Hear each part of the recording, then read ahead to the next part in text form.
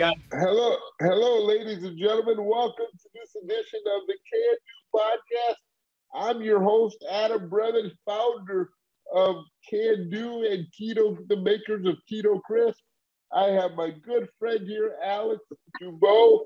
And Alex, I had the pleasure of meeting Alex at an Austin Whole Foods. It's just by chance that we were at the store a few months back, and he came in and he said, "You know, Adam, I've been on this keto diet and it changed my life." Subsequently, we've been talking about the keto diet. We sparked up a relationship here, and I have the ultimate pleasure of having Alex on the show today. Alex, welcome to the Can Do Podcast. It's great to have you. How are you today? I'm good. Thank you. Thank you for having me, man. I appreciate it. It's good. Alex, you got an incredible story. You've turned to keto several years ago. You've lost over 100 pounds. You've never felt better. You told me very point blank it's changed your life. It's been the best thing that you've ever done for yourself. Could you please share your story with us to get started? Yeah, sure. Well, it's got to start back to when I was young, like, probably my teen years. So when I was about 13 or 14 years old, I was always skinny until about 14 years old. And 14 hits, and all of a sudden, I'm just starting to eat that 1980s American diet. And I'm American French, I'm from Queens, but I have an Italian accent. And I've been around Italians all my life. So everything is bread, everything is pasta. My grandmother, my grandparents are French, so everything is bread over there and butter and cream. I just slowly gained weight from 13 years old to about 18 or 19. And I was getting big. About 18 years old, I wasn't sure what I was going to do. I went to college. And then I decided to become a police officer from circumstances, family. And in the academy, I had to lose some weight. So back then I did the Atkins diet. And I lost a lot of weight, but my cholesterol was through the roof. But I was able to get into the academy, and I made it. Out of the academy is when you really become an NYPD cop. You do walk the beat, but it's very easy to gain weight. It is very easy to gain weight as a cop because it's mostly paperwork. You do something, you sit in the car, you go car to car, you go call to call, you're in your car, you're out of your car, you get the food, you have your union that gets you, you have your lunch, you have your 2 breaks. So it's easy to gain weight. And you're going to the best restaurants, depending on where you work. And, you're eating that lifestyle. And if you can't go out and eat restaurant food, your wife makes you a sandwich, bread again, bread, ham, cheese sandwich, that kind of stuff. So I gained a lot of weight. In fact, I hit this is 240, 250. I'm going 260. I found my old belt. I retired in 2017. If you look at, this is one of the police belts. We'll put this belt around our pants, and then we'll take the duty belt where we have our gun, our flashlight, and all that stuff, and that clips onto this. And if you look, I kept it 42, and this wasn't the biggest one I had. I had a 44, 46, and this is a belt. And this is throughout my whole career. And through my career in the NYPD, I always had sick. I always diverticulosis, diverticulitis. I went to the hospital like 7 times. Tons of problems, dude. Not only with that, but it's just the amount of weight you can gain is astronomical, and you don't notice it. It's incredible. Right, it's incredible. What was the turning point for you when you started noticing these massive changes? You touched on it earlier, using the Atkins diet, and you lost a bunch of weight. But why keto? Well, what happened was around 27, right before I'm retiring, around 2017, around 2017, you know, give or take, when I'm about to retire, a little bit before, I got really sick, and I go to the diverticulitis, and then, you know, when you get sick and the doctor tells you you have to fast, you know, you get the endoscopy, colonoscopy, you fast, and then, you know, after a while, you have to, the doctor tells you, you know, drink broth, eat Jello, you know, stuff like that. And that's what I noticed. I said, you know what? I got to do more research. I don't know what I'm eating. He's saying, maybe you're allergic to milk, maybe you're allergic to wheat, maybe, you know. So they do all these barrages of tests, including a blood test. And one of the blood tests says, you know, it showed, I didn't know this, it showed I was in ketosis, but the doctor says, listen, there's something wrong with your kidneys. You have some sort of kinesis, something's going on.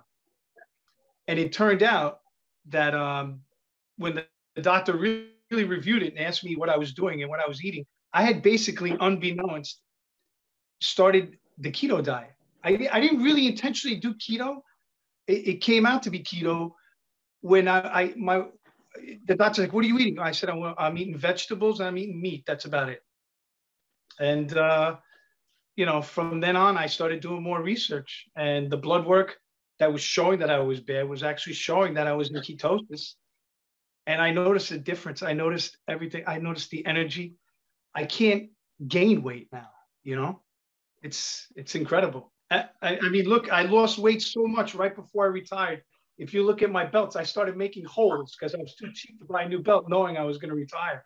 So I made more holes to keep it. I mean, it's, you know, it's a cheap thing to do, but, you know, ask a cop, you know, we try and cut corners. But the turning point was really when the doctor told me, hey, listen, we think you have a problem. I don't know if you have cancer, you're losing so much weight, something's going on. What are you doing? It was the keto diet. It changed just like that. I'm telling you, it's crazy. Yeah, it really is incredible. The amount of weight that you lose quickly, and then subsequently you feel so much better. You know, you feel you're not sick. You know, I see all those commercials about Crohn's disease, and, you know, you see the woman walking around, she can't go to her kid's soccer game or something. That used to be me. And you don't want, if you're not in that stage, you don't want a disgruntled, angry, hungry cop giving you a ticket or something. You know, you want somebody who's, you don't want somebody who's miserable, who feels miserable. When you eat carbs, I feel miserable all the time. I'm always tired. It just sucks, you know? So when I met that one of your employees in the hall before you, I said, oh, I love keto. I love this stuff. Are you guys making this? She was like, oh, funny you should say that. He's around the corner. And I was like, oh, I have to talk to this guy. I mean, that's how excited I am to talk about keto, you know? Yeah, it's really been an incredible ride for all of us. And it's really been fun. And I always say that the keto diet is really like learning a new language. It really is about what foods you can put in your body and what foods you can take out. And you know, we were talking yesterday, getting prepared for this. You talked about metabolic fasting and certain things that you do to get you prepared. Talk to me a little bit about the mindset going into, you know, these different kinds of strategies that you use, and what are some tidbits that you can help our audience out there that may be listening in today? Well, you know, keto is one of the aspects I do. It's a huge, because you can't do. I believe in metabolic flexibility. Another point that changed my life is going to sound ridiculous to some people listening to podcasts. But, when I saw the Joe Rogan, Mark Sisson podcast, when he talked about metabolic flexibility, and you know, from that aspect, when I saw that, I said, you know what? I think this guy nailed it. You do that with keto, you do intermittent fasting, keto. It's a life. This is what we were meant to. This is where we were born. You know, we evolved into keto. We're supposed to be this way. Maybe hundreds of thousands from years from now, we could live on a carb diet of what we're doing. But we're supposed to eat keto. I mean, that's the way I feel. Some experts, can go on both spectrums, but it works for me. And if it works for me, it could work for anybody. I mean, it's like quitting smoking. You got to find how to, to do it and just do it. I mean, if I could do it, I think anybody could do it. I'm not hungry on keto. People think keto is a diet. I try and stay away from saying diet. It's the way our lifestyle, it's the way we were supposed to be. We were meant to be in ketosis, I think, or metabolic flexible in order to be able to eat sugar and go into keto, I definitely agree with you that it's a lifestyle, it's not a diet. Even if there are days where you do slip up and you do have a dessert, I think that it's great because you can turn around the next day and you can just get right back on the horse basically and just continue on the road. I just think being aware of the foods that you're putting in your body and seeing the results really is impactful and it's very inspiring. What advice would you give somebody listening today who's thinking about getting started or who has heard of the keto diet but really isn't sure? All right, to get started for keto, I mean, for me, the first thing I would recommend, honestly, is to skip a meal. Skip one meal. Try and skip a meal whether skip breakfast or maybe skip lunch, skip dinner. I like to skip the breakfast, skip one meal. And if you could deal with that meal, skipping a meal, then I would recommend doing the keto. I would say, listen, just cut out one slice of bread at a time. Cut out one pasta, one slice of bread, one thing at a time. It's interesting you use that strategy because I use that strategy right away. I mean, I didn't go cold turkey. Can't go cold turkey. And every strategy is different for every individual, but I remember 3 years ago when I started the process, I just kind of drank more water. I just kind of said, okay, today I'm going to stay away from carbs. I'm going to skip a meal, or I'm going to, just literally not have any carbs. And just my body just started to react and to form. And, it really has changed my life. I've lost 65 pounds. You've lost over 100. And it's really been amazing. What was your aha moment where you're like, I got this? You talked about it a little bit when you saw the doctors and they said, oh, you're losing so much weight. But when were you like, man, this keto thing is great for me and I'm going to just stick with it? After I found out the blood was good, and after my wife, because she's trying to do keto, but it's harder for her. With a I don't want to say it, but with a thyroid issue, a lot of women out there have hypothyroidism, and it's tough. But when my wife's saying, when I was eating a lot and still losing the weight. When you start to eat a lot and be full and still lose weight, you're like, where's this going? And I think that's where, because I'm burning off the energy, because you have so much energy. You don't sit still, I mean, that's the way I found that. I think it's the day that I just just keep eating a lot and lose the weight. And you could cheat. People think you can't cheat. You don't have to go zero carbs. You could have maybe 30 to 50 grams of carbs. So it's doable. You just, I listen, Dunkin' Donuts, once in a while, I could have the Dunkin' Donuts. That's way off the diet right there. That's 100 sugar. But the next day, I don't get that hunger. I don't feel the hunger for the donuts again because I'm back into ketosis so quickly. Some people initially it'll take you a long time, but you can go one day of skipping 2 meals after having your Dunkin' Donuts and you're fine and you're not hungry. People think, oh, I can't do it. I'll be starving. I'll have a headache. I'm telling you, it's not true. In the beginning, to get To get into ketosis, yes, but you're not. I'm telling you, that's the game changer. I mean, I can't stress it out. I get so excited, to tell people to just do it. Well, I hear it in your voice. I see it in your smile. It's terrific. Oh yeah. I'm a size 28 waist now. I told my wife, I said, you know what? My son was 15. He was 28. And my doctor's telling me, she's like, are you okay? Are you losing weight? Are you depressed? Because usually my doctor's telling me, well, people, when they get depressed, they lose a lot of weight. They get anxiety. They have bowel problems.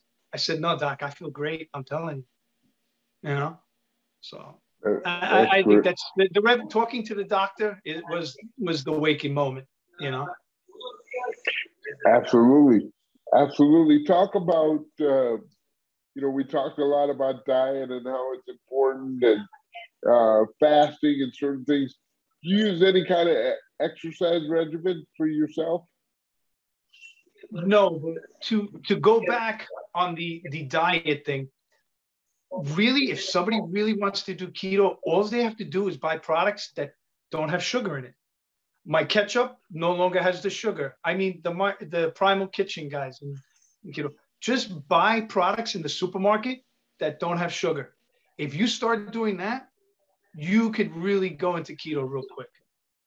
Exercise, I'm going to be honest with you, I had knee surgery. I don't exercise. I mean, I started running a little bit, but if I exercised, I would gain muscle. My wife says I'm too flabby because I'm skinny, but I have the excess skin for being fat all these years. It's not really nice. Yeah. So I told, I said, I'll just, have it lipoed out or something. She's like, no, you should really do exercise. And I said, yeah. So I did tell you, yesterday that 2 months ago, I was approved to do, to start really running and doing exercise. So I can do it. I just haven't done it, But isn't it nice to be able to not have to do exercise and be skinny and still be in great shape? I mean, people don't have time to exercise. I have tons of exercise because I'm retired. I'm looking for another job. But, if you don't need to do exercise and you don't want to do it, just live a regular style and you'll be fine. On keto, you don't have to exercise. I don't care what people say. One thing that I love about you is your energy and your passion for the lifestyle and really being an advocate for folks. And you talked about tips and things that you've done and, start small. And I think all those things are great. Down the road, what's a normal diet for you now? Do you still skip a meal, or does it kind of depend, or you eat when you're hungry? It's funny because when you're in ketosis, really in ketosis, you could buy the strips that you urinate on, and I'm just not hungry. I'm just not hungry. There are days people say, oh, how do you go without food for a day or 2 days or 3 days? It's not good. You're going to have problems. You're just not hungry. If you're truly in ketosis, you're not hungry. So my typical day, today I have coffee. What are 3:30, 4 o'clock Eastern time. Yeah. So, I mean, I've had coffee and I'm still not hungry. That's today. Right. Yesterday, my meal, I woke up, I had, I woke up late. So I skipped breakfast, right? I'll have fresh lox. I'll have it with some sort of vegetable or even an English muffin. Muffin, there's a little carb in there, but it's 100 calories and it's only I forgot how many grams of carbs. And that'll be my bread for the day. And then at dinner, I'll have either, I'll have a shrimp and a salad, a steak and a salad. I'm talking steak and egg salad, something big. So I'll have steak, I'll have eggs, I'll have bacon, I'll have pork, I'll have, broccoli rabe, I'll have, I'll even make a pizza with a cauliflower crust with the diet. I mean, I eat like a king at night. I mean, I'll eat like a 2,000 or 3,000 calorie, huge diet of food. But it's because I want to, not because I have to, because I'm starving, you know? And I'll once in a while, if I don't have the English muffin with maybe the fresh lox and butter in the morning, maybe I'll have a cookie at night. And that's where your keto thing comes in. That's what I was telling the girl. I said, listen, I don't take it as a snack. I'll take your keto as a, you know, like a 4 o'clock or 3 o'clock thing. I take it at night. You know, that like chocolate bar with your coffee at night after you eat dinner, or with your sweet rosé wine or something. I'll have the keto crisps. Dude, it's delicious. So that's where you came in, you know. And I was like, I got to tell this guy, this stuff is good. And when you eat a keto snack, anything keto, they taste great. People think that you need all this processed sugar and stuff. You don't. Once you're not taking sugar, anything that has that chocolate, that has that natural sugar in it is delicious. And keto has stevia. So yeah, my typical day, I mean, I'll fast and then I'll just pig out at night, and that's it. I mean, you can eat whatever you want. Just make sure you stay away from the grains and the sugar. That's it. Exactly. What are some of your mentors that you look to? I know that me personally, I've developed a great relationship with a good friend of mine who's a trainer and a swim instructor who's really helped me with my diet and, of course, exercise. Who are some of the people that you look to kind of guide you, especially in the beginning? Well, I mean, my wife is always, always want to be a fitness. So I have to look up to her for that. But I got to tell you, the people I follow, the guy who Primal Kitchen, Mark Sass, assistant, Joe Rogan, when I listen to his positivity about lifestyle, being healthy, eating right, stay away from carbs. I mean, he's been more and more in the news recently for political reasons, but his way of, if people listen to him, he really articulates it well in regards to being healthy. You know, I was throughout most of my life, I was always sick, always going to the hospital. Once a year, I had bronchitis. When you're on keto, I'm not sick. I used to get bronchitis. I used to get the flu. I used to be sick all the time. And it's the food that you eat. I never put two and two together where I'm not sick. I don't need anything. You know, the sickness I get is the World Trade Center related stuff with my lungs and stuff, but my neurological problems. But most of the time when I was getting sick, it was what you're eating. It's the carbs. So, right. You know, if you stay away from that food, you know, I'm starting to see in the supermarket, they got breaded broccoli and all the frozen food aisles, all the fresh vegetables. They're starting to put bread in everything. And that's why I was telling you, I was like, does anybody say anything to you? I mean, these big corporations must be upset because they're pushing this stuff and you can't eat it. You got to eat keto.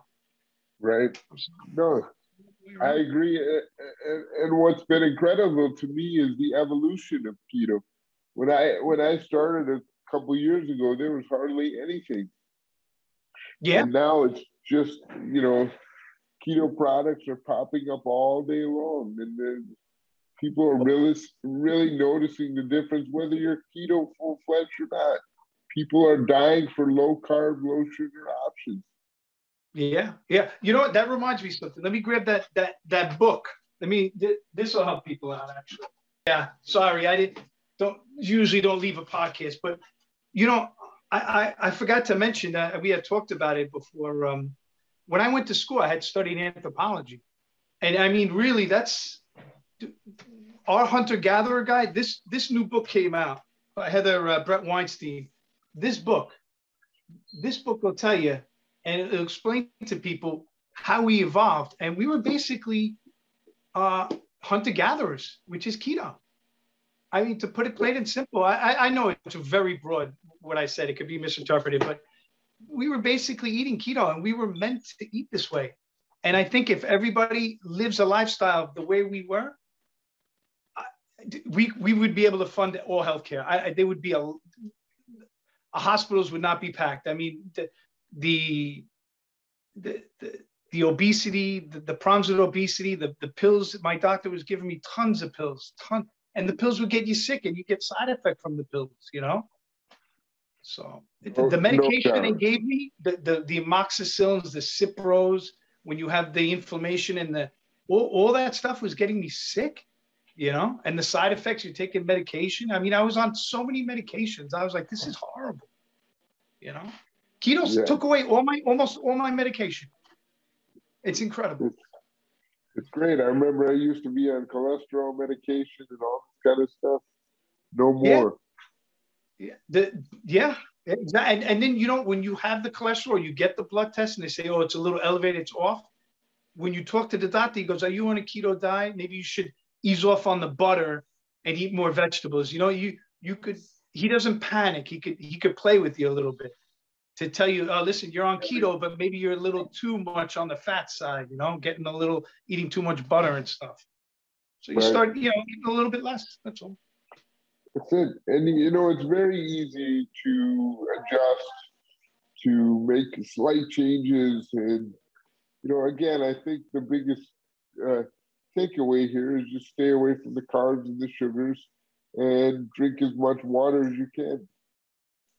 Yeah, the water, you definitely have to drink more water. But you know what? I noticed that I think you also have to take, I wasn't a big vitamin guy. I said, you know what, our body, we eat enough of it. But I think you do got to take at least a minimum of multivitamin and water. Just, you know, one multivitamin a day just to get enough, because when you're doing intermittent fasting, you're doing keto, we don't eat as much, you know, we don't eat as much. And I think, you know, some vitamins would be good because the processed foods, whatever they have, you know, they take it away. Got it. Yeah, for sure. Processed foods are no good. Now, do you and your wife cook a lot, or you find yourself at a restaurant, or is there a nice healthy mixture? Well, when we met, this will lead to us meeting. I was going to Austin, you know, to move. And I told my wife, I said, we've been eating at restaurants every night for the past week in Austin. So, and in Denton. So I wasn't getting sick, but all the restaurants have hidden sugars everywhere. And of course, they always bring out bread and olive oil and stuff like that. So for that week, so I told my wife, I said, listen, we got to go to Whole Foods because we can't be eating at restaurants every night because we're getting out of ketosis. I don't know what the chef is putting in the food. He could add sugar on his, you know, on the fish just to make it nice. And that's when I said, listen, you have to, if you do keto, you got to cook. Yeah. You have to cook at home. You got to make your own food. You know, I mean, the pandemic made everybody stay at home, so everybody does cooking. But when you're skinny and you have a lot of energy and you love what you eat, you end up becoming a chef. If the wives want to get their husbands in the kitchen, put them on a keto diet. They'll start cooking for you. I'm telling you, because you're like, oh, this is great. Taste this. This is great. Look, we're eating all this food and we're not gaining weight. I'm not making it up. I'm telling you. Yeah. No, it's very, very, very exciting. It's really incredible. You know, I always say, you know, you get started on something and you're kind of like a freight train, and that's certainly, you know, has helped you tremendously. And it's like you said, it's a game changer. But the reason why I'm excited is because I was sick for like 20 years.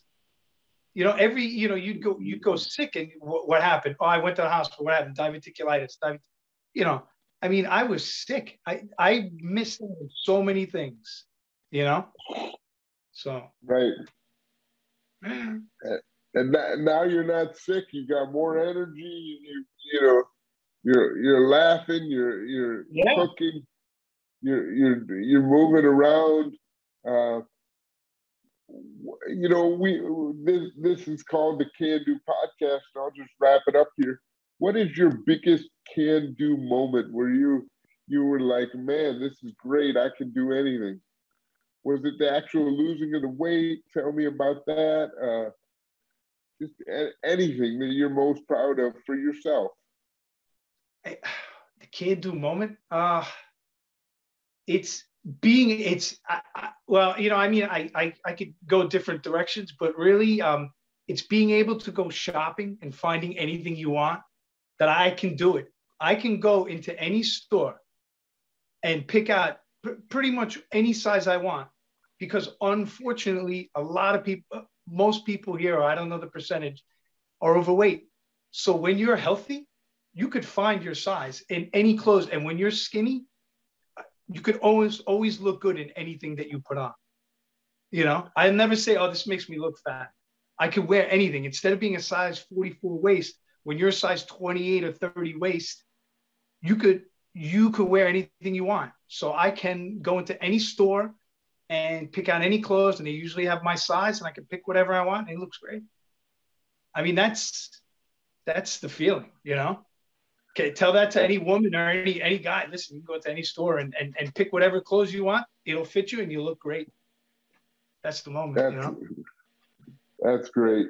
And you know, especially beginning, you know, when it's so, you see the task of losing the weight so daunting, and then it starts to come off, and you gain that confidence. You gain that feeling of sense of yes, I got this. It feels so great. It's an empowerment over your body, and it's great. Yeah, yeah.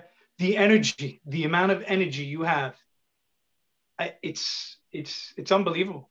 You know, it's 10 times more. You know, so it's great. Right. Yeah, that's the thing. The energy and being able to go shopping, buy whatever you want. You can fit it to anything. That's the key, really. I can't. That's great. Yeah. That's awesome. Well, I really enjoyed talking with you today, Alex. Thanks so much for coming on and sharing your success story. It's really awesome to hear. It's really motivating. And I love your energy. I love, you know, how involved you want to be in the keto space, and how it's really affected your life in such a positive way. It's great. Through food, through health, through, you know, networking with other people. It's awesome. So congrats to you. Is there anything else you want to add? You know, I'll repeat it again. I think if I could do it, I think anybody could do it. People who know me are like, if this kid could do it, anybody could do it, you know? Right. So I think anybody could do it. It's all about the mindset and the discipline. I remember, you know, when I started, it was cool to be able to be in control and to be able to see the progress, to know what you're putting in your body and say, oh, there's a relationship between what I'm eating and how I'm feeling. And that was really cool. And, you know, yeah, I know that you feel the same way. Yeah. Well, you know, I can make one recommendation. If anybody wants to join the military, wants to be in the police, needs to get in shape, if they need that for their job, prerequisite for their job, go on the keto diet, you know, get into the academy, whatever you want, go into the military, stay on the keto, try and stay on the keto diet, and you'll be fine. I mean, it's great. That's great. That's great. How long, Alex, did it take you to lose all 100 pounds, would you say? I mean,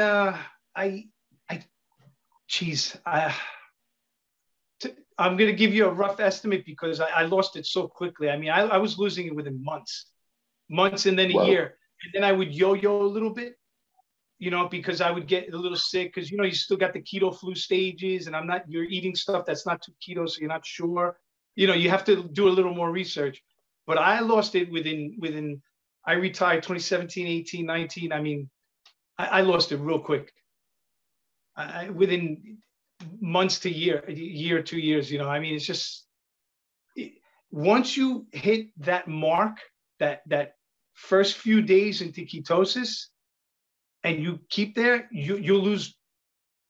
You got to be healthy though. Try and lose no more than 2 pounds a month, but I was losing like 2 pounds a week.